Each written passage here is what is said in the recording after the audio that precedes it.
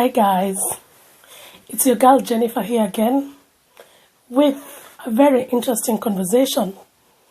Welcome to Against All Odds. Hey, today my people, Hey, I just want to ask you something, Have you been in a situation where you have like a family member? Think about your dad, a rich uncle, a rich brother, a rich sister, but a relative who you think is well-to-do, right? And you are this young person who did not get a job and you're struggling here and there. And so you have done your thinking and rethinking, rebooting of ideas in your head, and then you think like, if I sell this idea to my parents, if I sell this idea to my brother or my uncle and auntie, who are well-to-do, of course, definitely they are going to buy into this business idea, or they're going to buy into this vision of maybe going abroad or doing this particular thing that you have in mind. And once they capture that idea, pump some little money into it, you're sorted. You're the person I want to talk to today.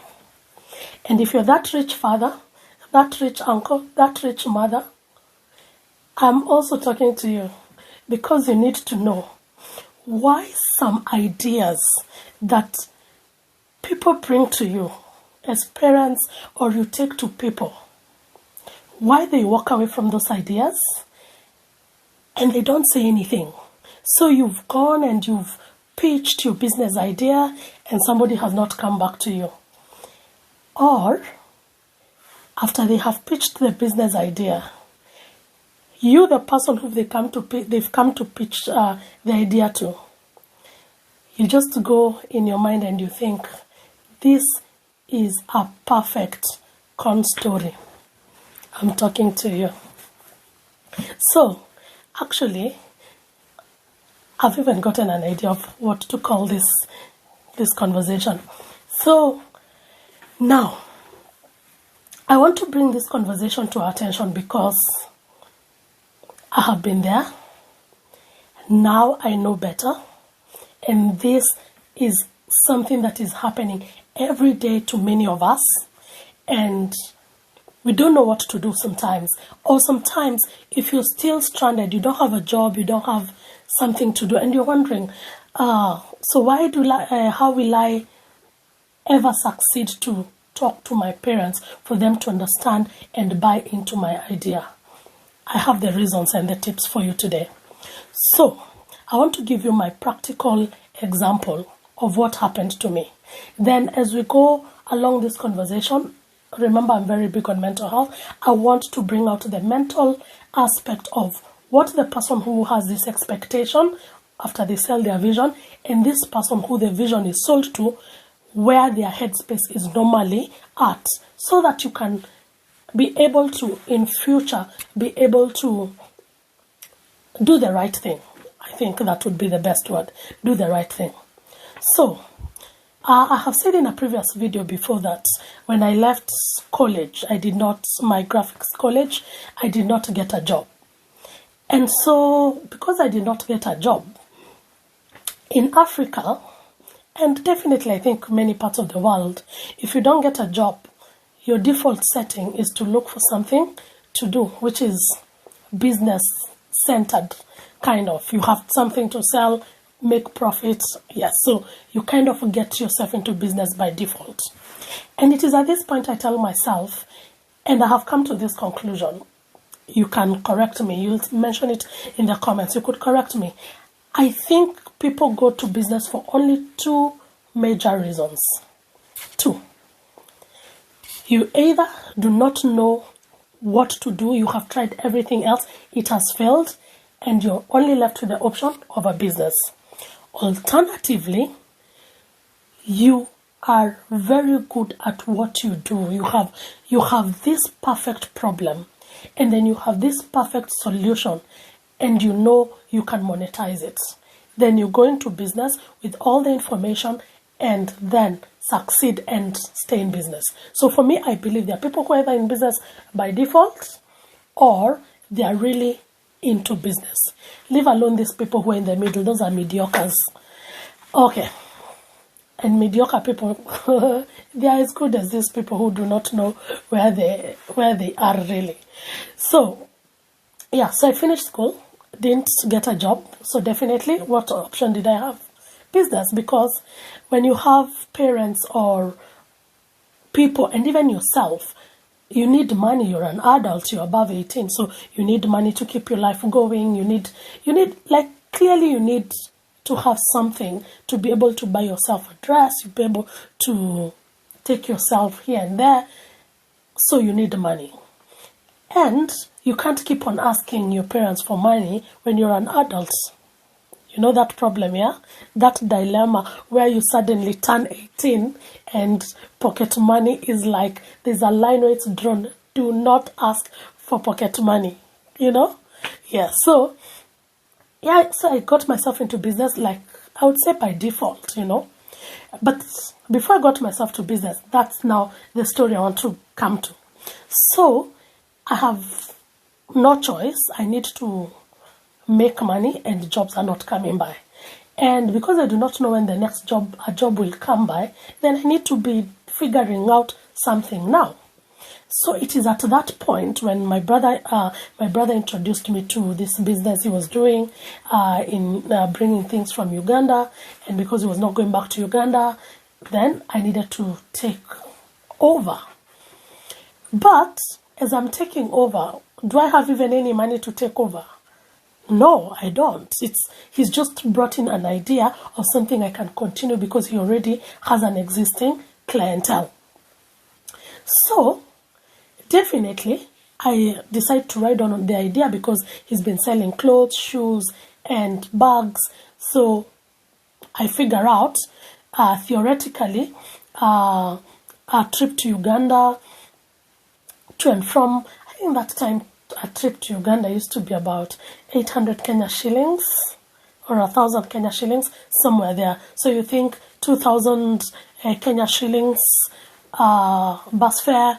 Then you think when my brother, the first time we went with him to Uganda, we traveled overnight, shopped during the day, the whole day, then spent the night in Uganda, shopped the other day, half of the day, did our packing, then took the night bus. So clearly we spent the night there a day. But then, so you factor in hotel for that day, then factor in meals, and then factor in money for paying for customs, because you don't go and get that custom paid. There's a way they pay customs on the buses. I don't know if they still do it now, but I think they do. But yes, there's a way you sort out your customs, so you need to factor in that cost. So ideally, I came up with a figure, analyzing like how much stock my brother would bring in. So I came up with this figure, and plus expenses, added miscellaneous.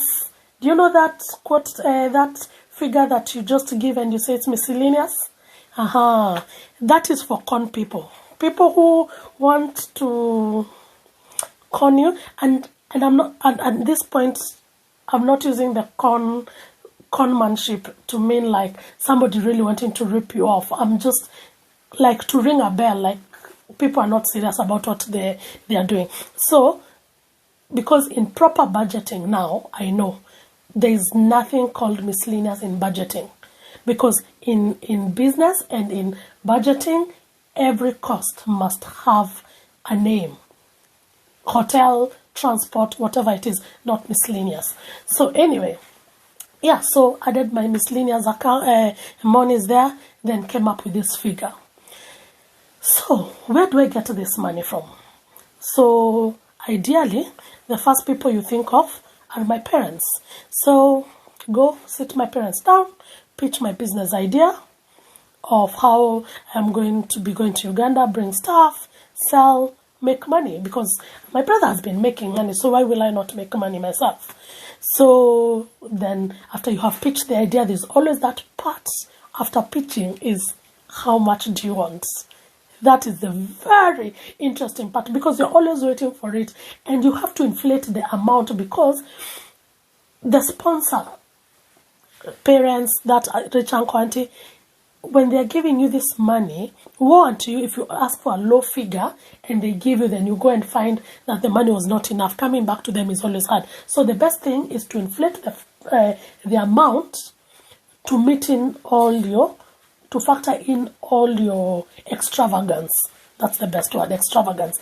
Yeah, so I went to pitch my idea very well, I think that time, if I can remember very well, I was pitching for around 50,000 Kenya shillings in the early 2000s, like 2003, 4. Pitching for 50,000 Kenya shillings it's like today almost pitching for 500,000, I think, yeah.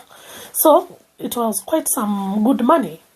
So yeah, and I go and I pitch clearly, and yeah, I'm ready. So, and when I'm going to pitch this business idea, I'm not expecting a no. And I'm not expecting even delays in getting this money. I am thinking, I pitch the idea today, next week I am gone because it takes them a few days to gather the money. Then, yeah, they hand me the money, get myself to Uganda. So, yeah, it was supposed to be as quick as that, theoretically thinking. So, yeah, I pitched the idea, and if your father is like my father, when my father tells you he's had you, you know very well he's had you. So, you have to go, sit and wait till he comes up with the answer, however long it takes. Because once you tell him something, you give him time, he's on to come back to you because he had you, right? Yeah, so I waited, months went by, and nothing changed. So I had to figure myself out again. So at this point, the next person I could think of is my auntie. And this auntie of mine, I will mention her name because she's a very key player to my life today. This auntie of mine is called Auntie Eliza. So for me, I go to my Auntie Eliza, and I go and also pitch the same business idea. Now, let's get things straight here. Why I go to Auntie Eliza is because, number one, Auntie Eliza is very approachable. She's all sweet, all nice. That time she was working for an insurance firm. She's well-to-do. She's doing well. And definitely she loves me, my favorite auntie. So why not? Definitely. Whatever my dad doesn't understand, definitely Auntie Eliza understands. And again, Auntie Eliza has been a customer and a client to my brother who brings things from Uganda. So clearly, she understands the drill. And she has some little money to spare for her niece, definitely, right? So I go pitch the idea. I pitch the idea to Auntie Eliza, and Auntie Eliza tells me, okay, I'll see to it. And definitely, with my same expectations, I expect that she's going to quicken the process and definitely give me money so quickly. Unfortunately, that also doesn't happen.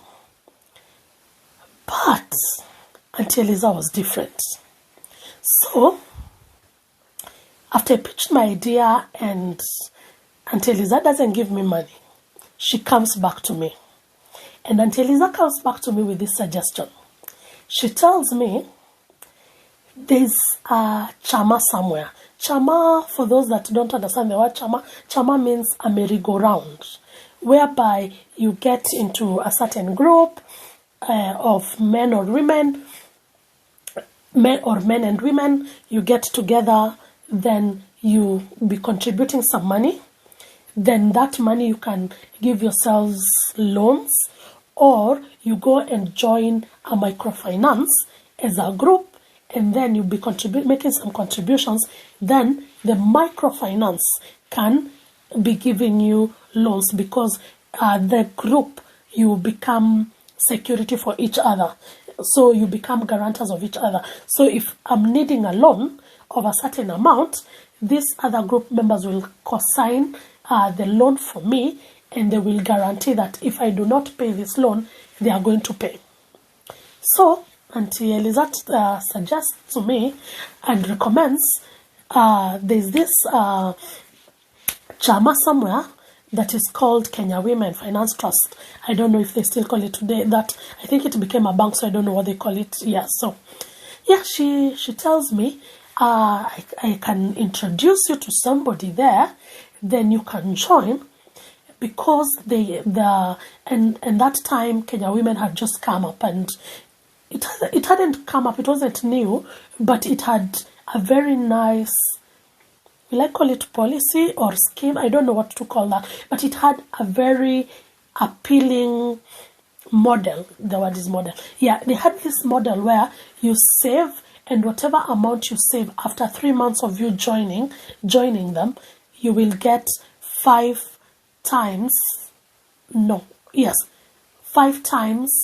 what you have saved. So if you have saved 10,000 Kenya shillings, you would get times 5. So you could be able to get a loan of 50,000 Kenya shillings. So when Auntie Eliza told me this, she told me, now, I think this is going to help you, and it's going to help you even in a better way and even in a quicker way. Because I know you get some pocket money here and there. Why can't you join this group? That pocket money, be saving it here, and then when you're ready and you need a loan, you can go and take a loan that is going to help you in this business idea.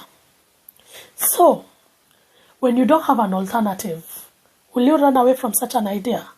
So, for me, people used to say, I was a go-getter.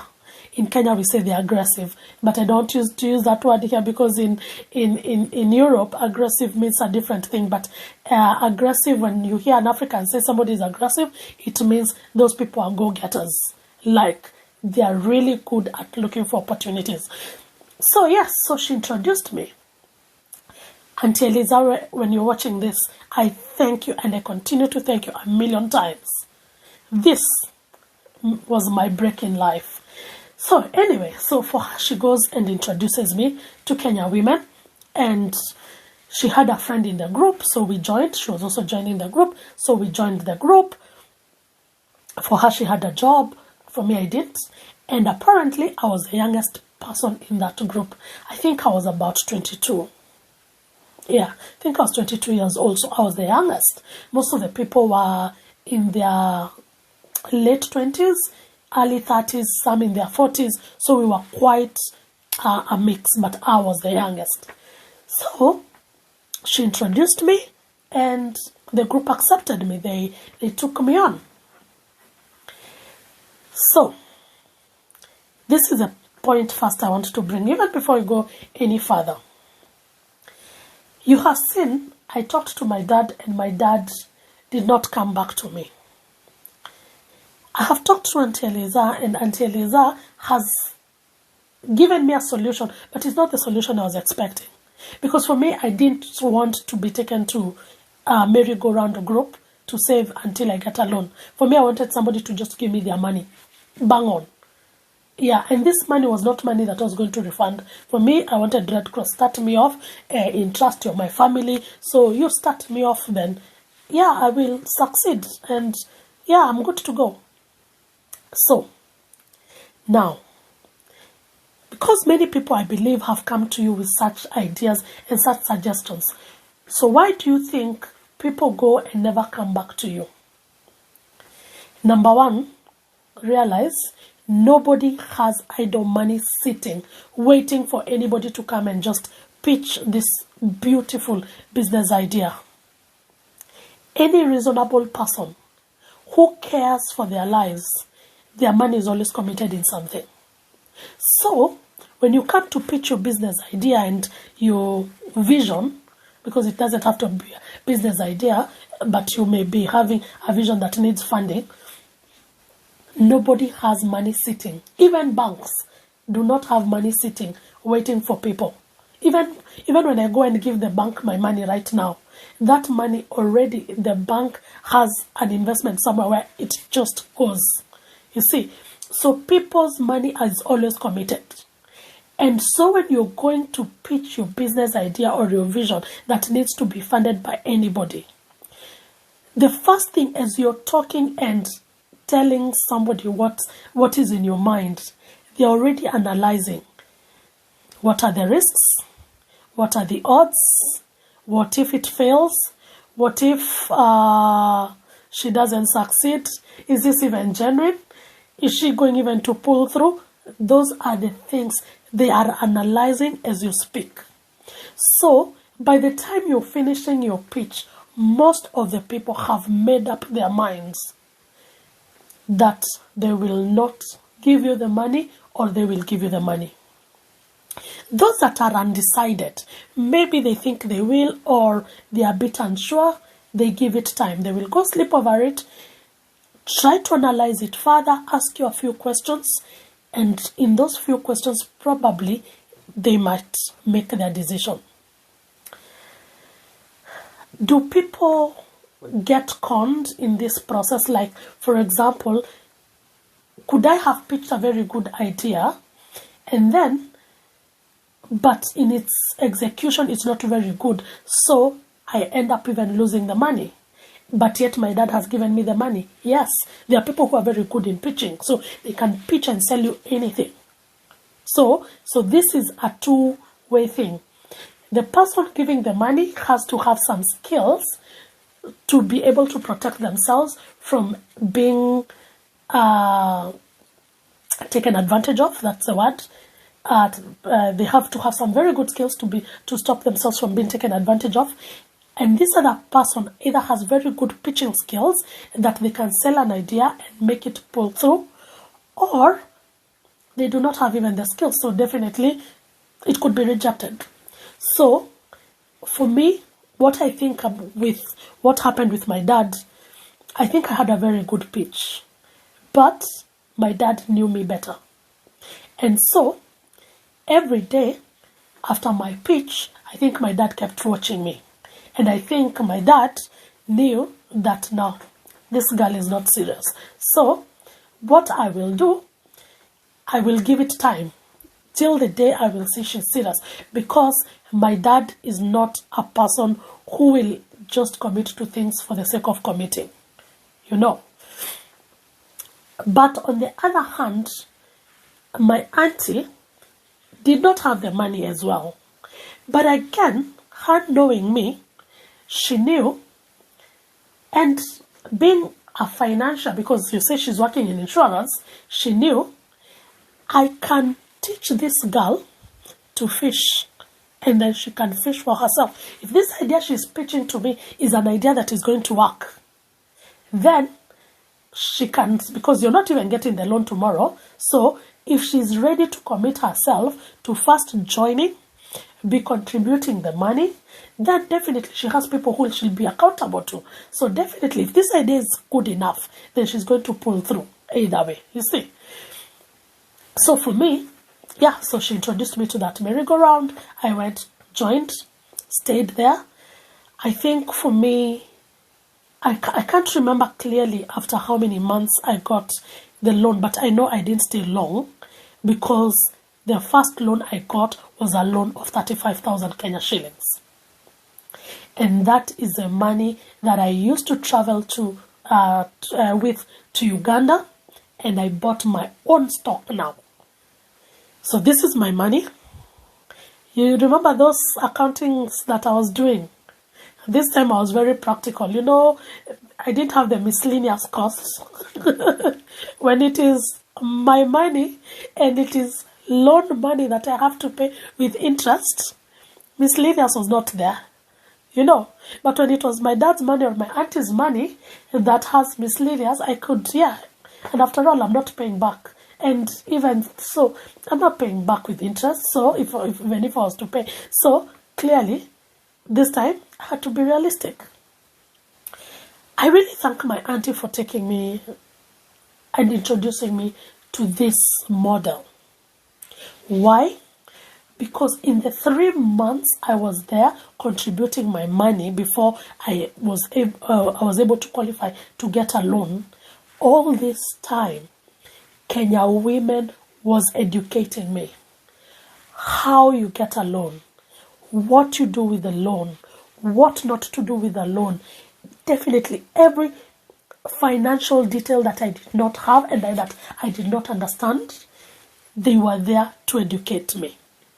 So by the time I was going to get the loan, I knew I am committing myself. But also, let me tell you something else. As much as my dad had not given me the loan or the money or everything, when I was applying for this loan, I needed security. Remember, as group members, we secure each other.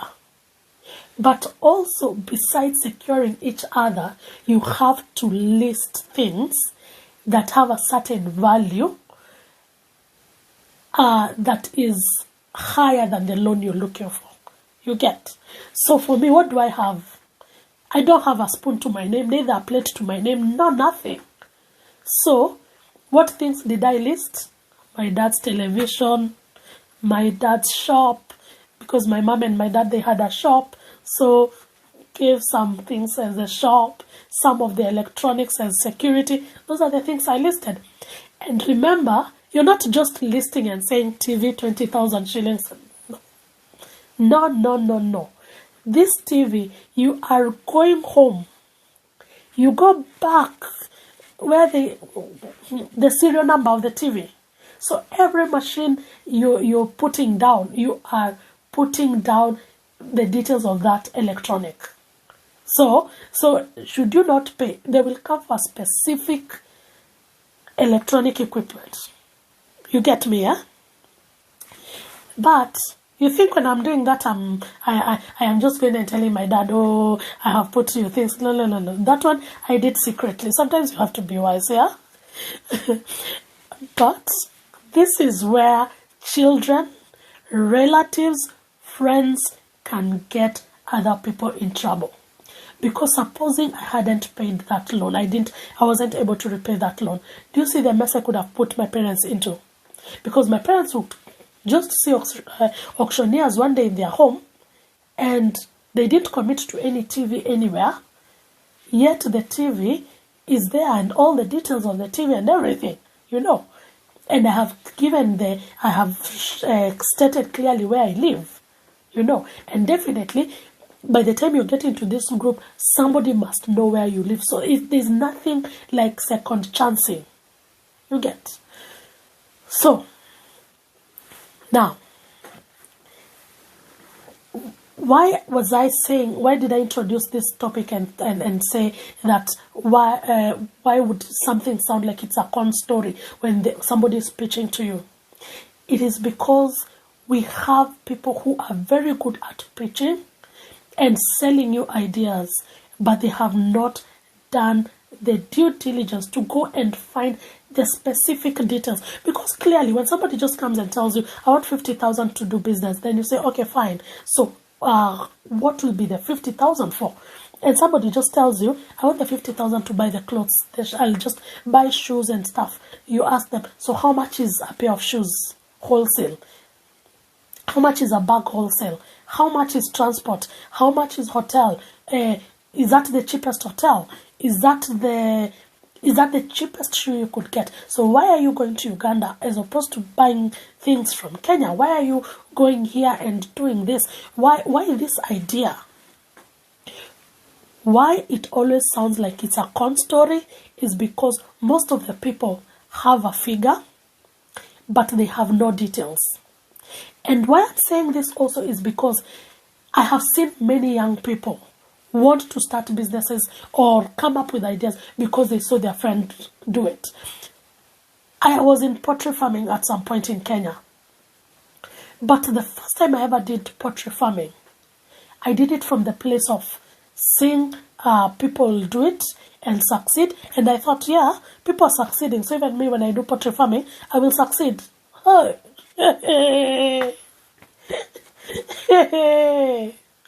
Reality check. There's more than meets the eye. My friend, business. Every successful business is lucrative. It's very lucrative to the outsider. But to the insider, my goodness, everything is always in the details. So now, before you give your daughter, your son, your niece, your nephew, everybody money because they have come and pitched this good idea, do you sit down to even analyze what they are going to do with this money, how will it benefit them? Because sometimes there are people who have so much money, they can just give. After all, I own millions, so giving somebody 50,000 is like a drop in the sea. Please, don't do that. That 50,000 could be nothing to you, but it could be a death sentence for this person. Because this person who is not accounting for things, what if part of the 50,000, 5,000 is going to buy drugs because they're on drugs and they need drugs to keep them going? And you've given your innocent 50,000 because clearly 50,000 is nothing, and you give somebody a death sentence because you have not been keen to see the loopholes. But also for us who go and pitch these beautiful ideas, it is a high time that you start doing your homework. Nobody has money to waste. Nobody, even though they are your parents. Please, respect their hard work. Respect what they do for a living. They have brought you up and the best they want for you. And sometimes when your parents, you ask for things and they don't give you, it's not because they don't love you and it's not because they do not want to give you. But they want you to be responsible and accountable enough, because the joy of any parent, I'm a parent right now, so the joy of any parent is for them to see them support their child and see their child stable. But for you to support your child and for them to keep on coming back because something didn't go right, and I don't say going right because business has that curve and it can be ups and downs. No, it is things need to go right because they just squandered the money or they messed up. Nobody has money lying around and wants it wasted. And nobody wants to help you waste your life. So the next time you're thinking of going to tell your rich uncle and rich auntie to help you, and you're thinking of doing this good pitch, be careful. It may sound like a con story. See you in the next video. Bye.